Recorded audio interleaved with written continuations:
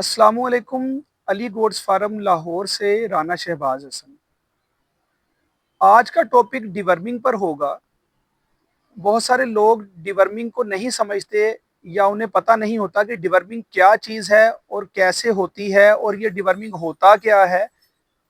Basic जी deworming जो है ये जानवर के जिस्म के अंदर अंदरूनी और बैरूनी कीड़ों के खात्मे के अमल को डिवर्मिंग कहा जाता है।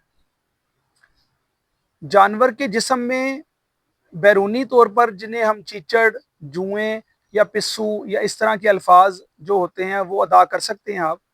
वो जानवर की जिल्द में चिमटे होते हैं और कुछ कीड़े ऐसे होते हैं, वर्म्स ऐसे होते हैं जो उनकी ओजड़ी में, आंतों में और जिगर में हो सकते हैं। ये तमाम कीड़े जो हैं, आप अगर अपने जानवर को टाइमली लुक आफ्टर नहीं करते, उनकी ग़िज़ाई ज़रूरियात को पूरा नहीं करते और उनको टाइमली अच्छी और मतवाज़न ग़िज़ा नहीं खिलाते, तो उस वजह से आपका जानवर इन कीड़ों की नज़र हो जाता है। और बहुत अच्छी ग़िज़ा अगर आप खिला रहे होते हैं तो वो उसकी सारी ग़िज़ाइयत, उसकी सारी न्यूट्रिशंस ये कीड़े जज़ब कर लेते हैं, चूस लेते हैं या खा लेते हैं या उसको ख़त्म कर देते हैं। आपका जानवर अच्छी ग़िज़ा आपके देने के बावजूद भी उससे फ़ायदा हासिल नहीं कर पा रहा होता है। डिवर्मिंग करने का तरीका क्या है?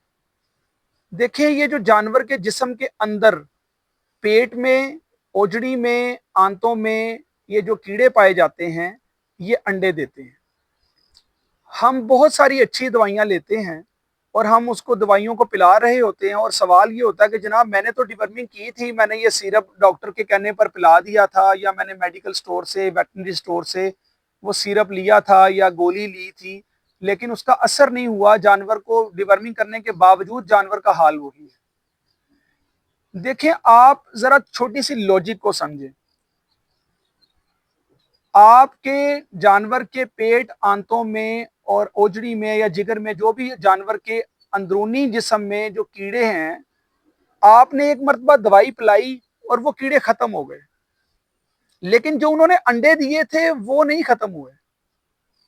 वो कुछ दिन गुजरने के बाद वो अंडों में से छोटे छोटे कीड़े दोबारा निकल आते हैं और आपने चूंकि प्रॉपर तरीके से डिवर्मिंग का जो एक तरीकाकार है, जो मुकम्मल कोर्स है, वो नहीं किया होता, तो इस वजह से वो आपका जानवर जो है ना, वो जब वो दोबारा कीड़े पैदा होते हैं तो वो बेचारा 10-12 दिन ही कीड़ों से महफूज रहता है। उसके बाद वो फिर वो बच्चे जो है वो बड़े हो जाते हैं और आपके जानवर का खून चूसना शुरू कर देते हैं। आपके जानवर की अच्छी ग़िज़ा जो आपने खिलाई है वो खाना शुरू कर देते हैं और आपका जानवर बीमार ही रहता है और कमज़ोर ही रहता है।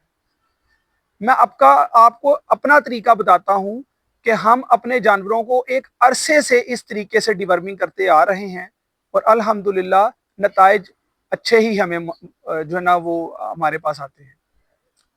तरीकाकार क्या है कि आप सुबह खाली पेट जिस जानवर की डिवर्मिंग करेंगे, सुबह खाली पेट उसको थोड़ा सा गुड़ या कोई मीठी चीज़ खिला दें। गुड़ ज़्यादा बेहतर होता है। और गुड़ खिलाने के तकरीबन 15 मिनट के बाद आप उसको जो भी दवाई आपके पास मौजूद है, डिवर्मिंग का सिरप मौजूद है या गोली मौजूद है या कोई भी ऐसी चीज़ जिस कंपनी की लेंगे, उसकी डब्बी के ऊपर उसकी तहरीर लिखी होती है कि उन्होंने, कंपनी ने, हर कंपनी का शेड्यूल मुख्तलिफ हो सकता है, तरतीब और तरीकाकार मुख्तलिफ हो सकता है। आपने उस डब्बी की, उस कंपनी की तहरीर को फॉलो करना है। कंपनी ने लिखा हुआ है कि 40 केजी लाइव वेट पर एक दवाई जो है वो आपने 5 सीसी देनी है, तो आपने वो कंपनी की तहरीर को अमल में लाना है। आपने वो दवाई गुड़ खिलाने के आधा घंटे के बाद वो दवाई खिला देनी है या पिला देनी है। दवाई खिलाने या पिलाने के बाद तकरीबन आपने 2.5 से 3 घंटे जानवर को कुछ नहीं देना, ना पानी देना है ना चारा देना है। उसके बाद आप जो कुछ मर्जी दे सकते हैं, रूटीन के साथ जो भी जानवर चारा खाता है, पानी पीता है, आप उसको दे सकते हैं। जिस दिन आपने सिरप पिलाया है, सिरप पिलाने के तकरीबन 6 दिन बाद आपने आइवरमेक्टिन इंजेक्शन जो है, जो जिल्द में लगाया जाता है, वो आपने जानवर को लगाना है और वो भी कंपनी की तहरीर के मुताबिक लगाना है। हर कंपनी की दवाई का असर ان کے سالٹس کے مطابق ہوتا ہے، کچھ دوائیاں کم دینی پڑتی ہیں، کچھ زیادہ دینی پڑتی ہیں۔ آپ نے آئیورمیکٹن انجیکشن جو کھال میں لگایا جاتا ہے، دوائی پلانے کے 6 دن کے بعد وہ لگانا ہے۔ جس دن آپ نے انجیکشن لگایا اس کے مزید 6 دن کے بعد آپ نے دوبارہ یہی سیرپ جو آپ نے پہلے پلایا پہلے دن، سیرپ کے بعد 6 دن کے بعد ٹیکا لگایا، ٹیکے کے 6 دن بعد دوبارہ آپ سیرپ پلائیں گے، اور اسی ترتیب سے پلائیں گے کہ خالی پیٹ آپ جانور کو سیرپ دیں گے، اور خالی پیٹ سیرپ دینے کے بعد 3 گھنٹے تک کھانا پینا کچھ نہیں دیں گے۔ یہ آپ کا ڈیورمنگ کا کورس مکمل ہوگا۔